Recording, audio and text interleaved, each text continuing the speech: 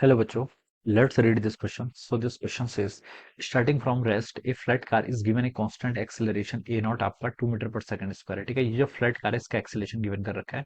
A cable is connected to the crate A of mass 50 kg as shown. Neglect the friction between the floor and the car wheels and mass of pulley. The coefficient of friction between crate and the floor of the car is mu is equal to 0.3. The tension in the cable. आपको क्या बताना है यहाँ पर? Cable में tension यहाँ पर calculate करके बतानी है. तो चलिए बच्चों इस क्वेश्चन को स्टार्ट करते हैं. तो बच्चों इस क्वेश्चन का की कॉन्सेप्ट आप क्या लिख सकते हैं? The key concept of this question. यहाँ पर आपको क्या बताना है? टेंशन इन द केबल यहाँ पर कैलकुलेट करके बतानी है. ठीक है. यहाँ पर देखिए बोल रखा है कि neglect the friction between floor and car wheels. ठीक है, इसको तो हमें नेग्लेक्ट करना है. ऑलराइट.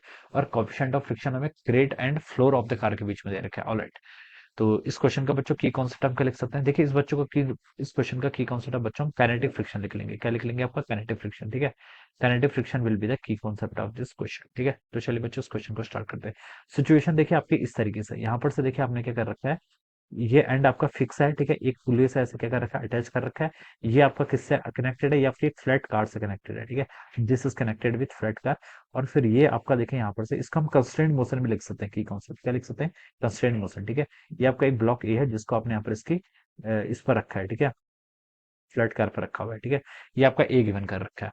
इसका मास देखिए आपका 50 केजी के इक्वल है. इसका मास कितना गिवन कर रखा है आपको? 50 केजी के इक्वल. और ये पूरा जो सिस्टम है आपका ए नॉट एक्सेलरेशन से क्या कर रहा है? आपका मूव कर रहा है. तो इस पर देखिए कौन कौन से फोर्स लेंगे. एक फोर्स इस पर एम जी ऐसा लगेगा. तो हम बता सकते हैं इस पर आपका नॉर्मल नॉर्मल कितना हो गया? यहाँ से एम जी के इक्वल हो गया. इस पूरे सिस्टम का एक्सेलरेशन देखिए कितना देर का? ए नॉट. ये वाला एंड देखिए जो जो यहाँ पर हमें स्ट्रिंग कंस्ट्रेंट क्या करना है पर यूज करना है. ये वाले का एंड देखिए ये तो फिक्स कर रखा है, तो इसका एक्सेलरेशन कितना होगा? 0 के इक्वल होगा. और मान लीजिए इस वाले एंड का एक्सेलरेशन कितना है? ए के इक्वल है. ठीक है. तो देखिए बच्चों अगर इसका एक्सेलरेशन 0 है, कुछ भी है, मान लीजिए ए वन है और इसका एक्सेलरेशन कितना है? ए टू है, तो हम बता सकते हैं कि जो फिक्स एंड है, ठीक है, फ्रॉम द कंस्ट्रेंट इक्वेशन इसका कितना होता है? इन दोनों के एवरेज के इक्वल. ठीक है, तो हम बता सकते हैं ये बच्चों कितना हो जाएगा आपका? ए बाई टू के इक्वल हो जाएगा. अगर ये 0 है, ये ए है, तो ये वाला कितना हो जाना चाहिए यहाँ से आपका? ए बाई टू के इक्वल. और ये ए बाई टू किसके इक्वल दे रखा है? ए नॉट के इक्वल दे रखा है. ठीक है, तो हम बच्चों यहाँ से बता सकते हैं यहाँ पर से ए की वैल्यू कितनी हो जाएगी? बाई यूजिंग कंस्ट्रेंट इक्वेशन ए की वैल्यू आपकी 2 टाइम्स ए नॉट के इक्वल हो जाएगी. ठीक है, ए नॉट की वैल्यू आपको क्वेश्चन में गिवन करके 2 मीटर पर सेकंड स्क्वायर. तो ए की वैल्यू बच्चों यहाँ से कितनी हो जाएगी आपकी? 4 मीटर पर सेकंड स्क्वायर. ये आप यहाँ से ऐसे लिख सकते हैं. राइट. तो आपने यहाँ पर से इसका एक्सेलरेशन ऐसे बता सकते हैं. तो देखिए अब यहाँ से इसका एक्सेलरेशन फाइंड आउट कर लिया. अब यहाँ पर देखिए ये इस एंड से कनेक्ट है, तो यहाँ पर क्या लगेगा? आपका टेंशन का फोर्स लगेगा. ठीक है, और ये क्या कर रहा है? इसका एक्सेलरेशन भी गिवन कर रखा है. तो जब ये मूव करेगा तो इस पर क्या लगेगा? फ्रिक्शन लगेगा. कौन सा फ्रिक्शन लगेगा? Kinetic friction. ठीक है, तो काइनेटिक फ्रिक्शन इसकी मूव कर रहा है तो काइनेटिक लगता है. ठीक है, अगर टेंडेंसी होती तो स्टैटिक लगता है. तो यहाँ से हम बता सकते हैं काइनेटिक फ्रिक्शन इस डायरेक्शन में लगेगा एफ पे. ठीक है, तो अब बच्चों देखिए यहाँ पर न्यूटन लॉज ऑफ मोशन लगा लीजिए. इसका मास कितना है? एम के इक्वल है. एक्सेलरेशन देखिए कितना देर का है इसका? 4 मीटर पर सेकंड स्क्वायर.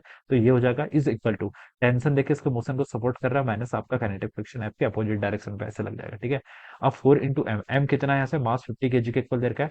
तो 4 into 50 it should be equal to T क्या है? टेंशन माइनस एफ के. ये क्या है? Kinetic friction. इसकी वैल्यू कितनी होती है? कोएफिशिएंट ऑफ काइनेटिक फ्रिक्शन कितना है? 0.3 इंटू नॉर्मल. नॉर्मल कितना हो जाएगा? यहाँ से नॉर्मल हम लिख सकते हैं एम जी के इक्वल होगा. एम कितना है यहाँ पर आपका? एम यहाँ पर आपका 50 और इंटू आप क्या कर लीजिए 10, तो 500 के इक्वल हो जाएगा. कितना? 500. तो ये वैल्यू आपके यहाँ से इतनी होगी. तो इसका आप सॉल्व कर लीजिए तो ये 200 हो जाएगा. माइनस यहाँ से कितना होगा? 0.5 इंटू 0.3 इंटू 500 करेंगे तो आपका 150 के इक्वल हो जाएगा. तो यहाँ से बच्चों टेंशन की वैल्यू आएगी 200 प्लस 150 यानी कि 350 न्यूटन के इक्वल. तो ये क्या हो जाएगा? यहाँ से आपका टेंशन हो जाएगा. तो यही आपसे क्वेश्चन में पूछा गया था, टेंशन इन द केबल. तो इसका क्या आंसर हो जाएगा आपका? 350 न्यूटन. बच्चों देखिए कौन सा ऑप्शन मैच करेगा? B option. So we can say that option B will be the right answer of this question. All right. So I hope you all understood this concept. All the best and thank you.